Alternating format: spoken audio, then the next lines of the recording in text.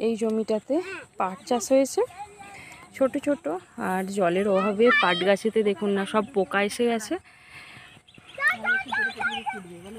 এর পাশে যে জমিটা,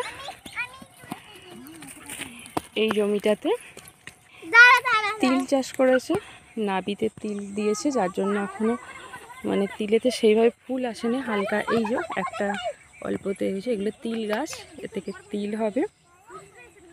আর এরই পাশে যে জমিটা আছে এখানে তিল গাছ আছে, কিন্তু এই তিল গাছগুলো, এই তিল গাছ যে বোনা হয়েছিল একটু আগে দেওয়া হয়েছিল, যার জন্য দেখুন তিলের সুঁটি এসে গেছে। প্রত্যেকটা গাছে খুব সুন্দর, এই যে খুব সুন্দর তিলের সুঁটি এসে গেছে। এই যে